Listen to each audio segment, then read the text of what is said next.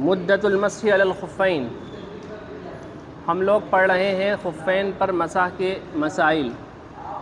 آج بیان ہے خفین پر مسح کی مدت کتنی ہوتی ہے، یعنی کب تک مسح کر سکتے ہیں اور کب مسح ختم ہو جاتا ہے، یعنی کب تک گنجائش رہتی ہے مسح کرنے کی۔ مدۃ المسح للمقیم یوم و لیلۃ یعنی 24 ساعۃ، مقیم کے لیے مسح کی مدت ہے 1 دن اور 1 رات، جس میں کل ہوتے ہیں 24 گھنٹے۔ مدۃ المسح للمسافر، اور مسافر کے لیے مسح کی مدت ہے 3 ایام مع لیالیہا، یعنی 72 ساعۃ، 3 دن اور 3 راتیں، یعنی 72 گھنٹے یہ مدت ہوتی ہے کس کے لیے؟ مسافر کے لیے۔ مقیم کے لیے 1 دن 1 رات یعنی 24 گھنٹے، اور مسافر کے لیے 3 دن اور 3 رات یعنی 72 گھنٹے۔ وَتَبْتَدِئُ مُدَّةُ الْمَسْحِ مِنْ وَقْتِ الْحَدَثِ، مسح کی جو مدت شروع ہوتی ہے یہ شروع ہوتی ہے حدث کے وقت سے۔ مثال کے طور پر آپ نے یہ بات جان لی ہے کہ مسح علی الخفین اسی وقت درست ہوتا ہے جب کہ خفین کو طہارت کے ساتھ پہنا جائے۔ سمجھ میں آئی بات؟ طہارت تامہ یعنی وضو کے ساتھ میں۔ جب آپ وضو کے ساتھ میں پہنتے ہیں خفین کو، ٹھیک ہے، وضو کے ساتھ میں پہنتے ہیں، تو وضو کے ساتھ پہننے کے بعد میں جب تک آپ کو پہلا حدث لاحق نہیں ہو رہا اس وقت تک ابھی وقت شروع نہیں ہوا۔ وقت شروع کب ہوگا؟ جب پہلا حدث لاحق ہو جائے گا۔ سمجھ میں آئی بات؟ جیسے ابھی ہو سکتا ہے انہوں نے مثال بھی دی ہو، وہ پڑھیں گے۔ جیسے کسی نے فجر کے سے پہلے کسی نے وضو کیا اور خفین پہنے، اور پھر اس کا وضو نہیں ٹوٹا یہاں تک کہ 7 بجے اس کا وضو ٹوٹا، ٹھیک ہے۔ اب اس پر مسح کی جو گنجائش ہے، مسح کا جو وقت ہے، مدت ہے، وہ کب تک رہے گی؟ اگلے دن صبح 7 بجے تک، ٹھیک ہے۔ کیونکہ حدث کا وقت کب مسح کی مدت کا وقت کب شروع ہوتا ہے؟ پہلے حدث پر، ٹھیک ہے۔ اور مسافر کے لیے 3 دن اور 3 رات کر لیجئے، یعنی مسافر کے لیے 3 دن بعد ہوگا یہ وقت، یعنی 3 دن بعد 7 بجے صبح مکمل ہوگا۔ دیکھیے آگے کیا لکھا ہے۔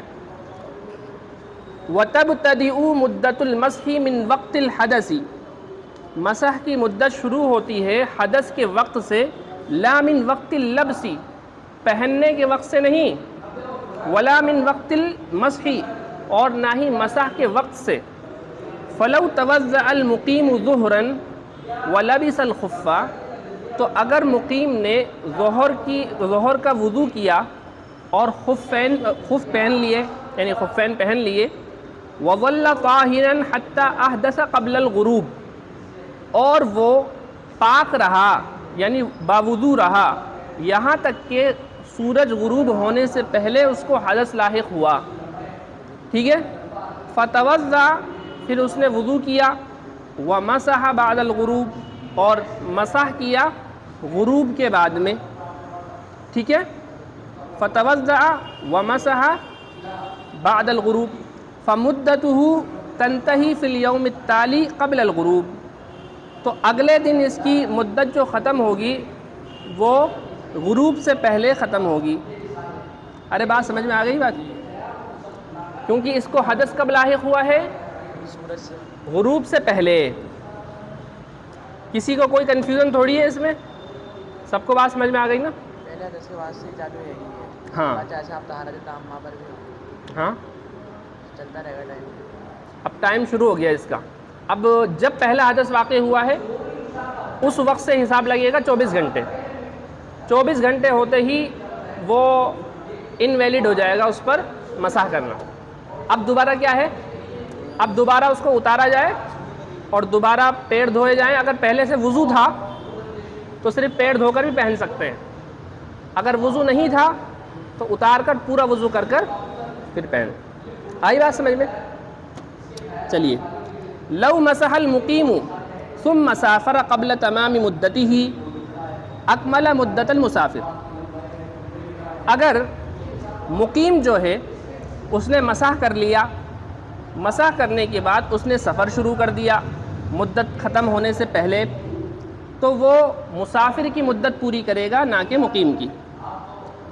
فلو سافر هذا الشخص في اليوم التالي بعد العصر، تو اگر یہی شخص جس کی اوپر مثال دی گئی تھی، جس کو حدث لاحق ہوا ہے غروب سے پہلے اگر یہ شخص اگلے دن عصر کے بعد کیا ہے سفر شروع کر دے، فإنه يظل يمسح يومين زیادة، تو یہ شخص برابر مسح کرتا رہے گا مزید 2 دن، ٹھیک ہے۔ وَلَوْ أَقَامَ الْمُسَافِرُ بَعْدَ مَا مَسَحَ أَقَلَّ مِنْ يَوْمٍ وَلَيْلَةٍ يَكْمُلُ يَوْمًا وَلَيْلَةً مُدَّةَ الْمُقِيمِ، اور اگر مسافر جو ہے مقیم ہو جائے مسح کرنے کے بعد میں، ٹھیک ہے، 1 دن اور 1 دن سے کم میں ہی۔ سمجھ میں آئی بات؟ کسی نے، کوئی مسافر تھا، وہ جے پور آیا ہے کوئی ممبئی سے۔ مسافر کون کہلاتا ہے؟ جو جس کا ارادہ کسی جگہ پر 15 دن سے کم ٹھہرنے کا ہے۔ اگر کسی کا ارادہ 15 دن یا اس سے زیادہ ٹھہرنے کا ہے تو وہ مقیم ہی رہے گا، مسافر نہیں ہوگا۔ سمجھ میں آئی بات؟ 15 دن سے کم ٹھہرنے کا ارادہ ہے کسی کا تو وہ کیا ہو جائے گا؟ مسافر رہے گا، ہاں مسافر رہے گا۔ اب کوئی شخص ہے وہ ممبئی سے آیا ہے جے پور، جے پور آ گیا، وہ فلائٹ سے آیا ہے، 2-3 گھنٹے میں یہاں پہنچ گیا، اور یہاں پر آ کر اس نے مسح کیا اپنے خفین پر، ٹھیک ہے، خفین پہنے اور مسح کر لیا۔ ابھی اس کا ارادہ تھا سفر کرنے کا، ٹھیک ہے، اس ارادے سے ہی اس نے خفین پہنے، تو مسافر کے لیے مدت مسح کتنی ہے؟ 3 دن اور 3 رات۔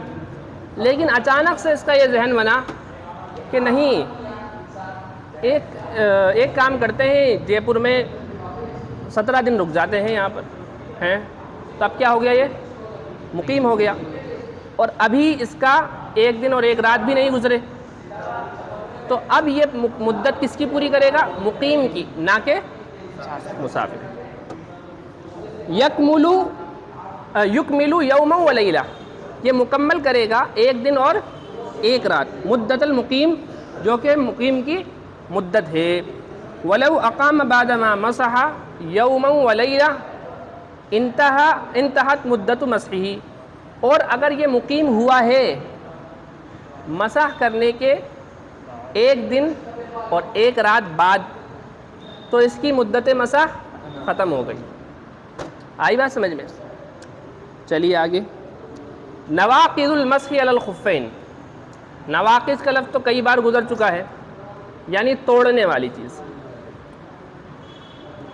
مسح علی الخفین کو توڑنے والی چیزیں کیا کیا ہیں؟ سب سے پہلی، کل شیء ینقض الوضوء ینقض المسح فیجدد الوضوء والمسح فی المدہ۔ ہر وہ چیز جو وضو کو توڑ دیتی ہے وہ مسح کو بھی توڑ دیتی ہے، تو یہ شخص جو ہے وضو کرنے والا یا مکلف، یہ دوبارہ سے وضو کرے گا اور دوبارہ سے مسح کرے گا۔ اچھا، یہاں پر اس بات میں تھوڑا جھول ہے، مصنف علیہ الرحمہ سے میری اس تعلق سے بات بھی ہوئی تھی۔ اصل میں نواقض مسح کس کو بولا جائے، سب سے پہلے اس کو کلیئر کرنا چاہیے۔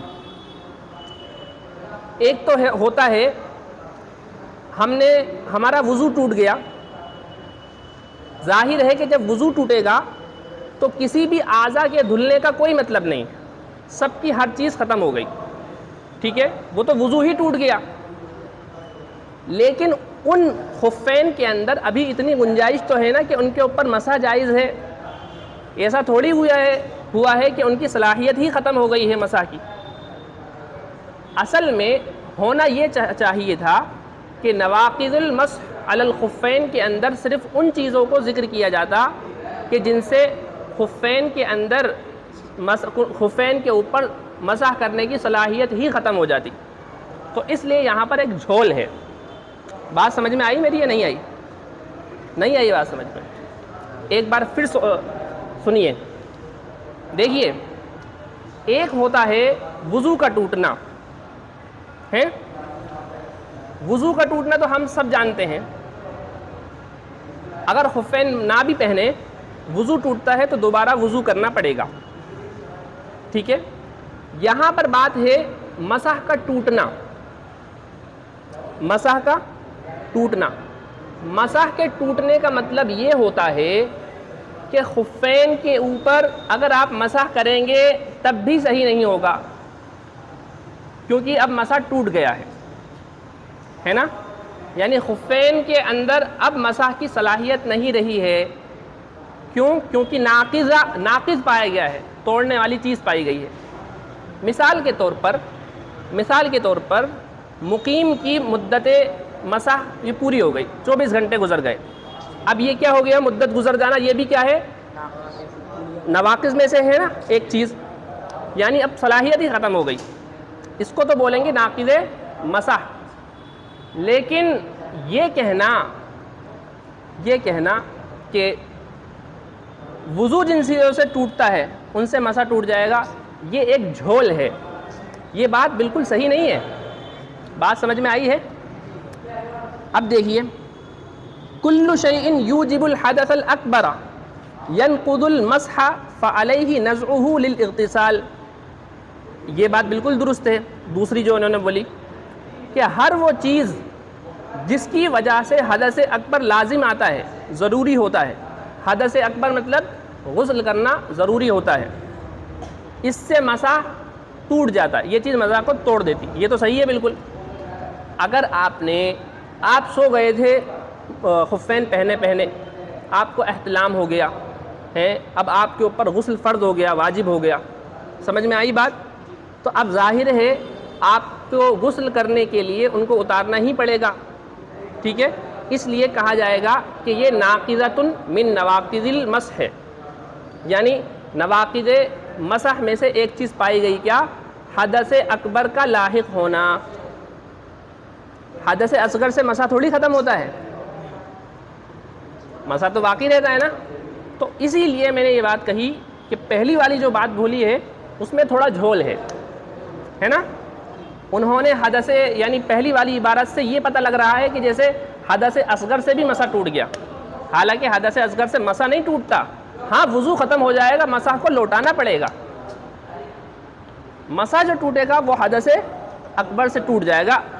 ٹوٹنے کا مطلب یہ ہے کہ اتار کر پیر دھو کر واپس پہننا پڑے گا. ٹھیک ہے، تو ہر وہ چیز جو حدث اکبر کو واجب کر دیتی ہے وہ مسح کو توڑ دیتی ہے.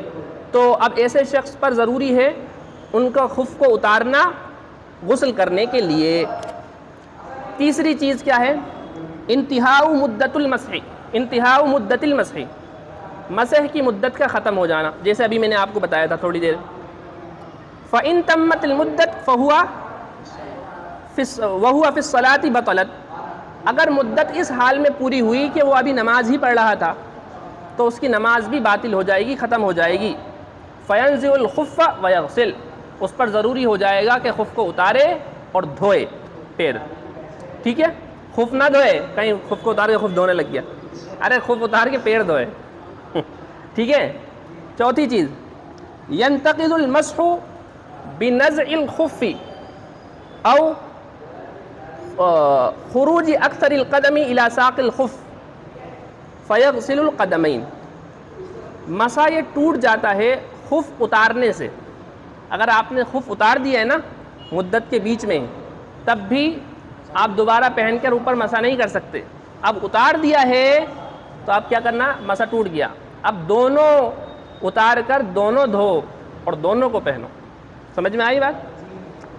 او خروج اکثر القدمی الی الساق، یہ پنڈلی تک، پنڈلی کی جو جڑ ہے نا، پنڈلی کی جڑ یعنی ٹخنوں سے تھوڑا اوپر ہے، یہاں تک ہونا ضروری ہے کیا؟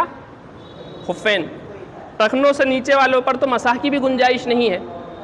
اگر یہ جو پنڈلی کی جڑ تک اگر اکثر قدم جو ہے یہ کھل جاتا ہے، یہ نکل جاتا ہے خف سے باہر، تب بھی کیا ہوتا ہے؟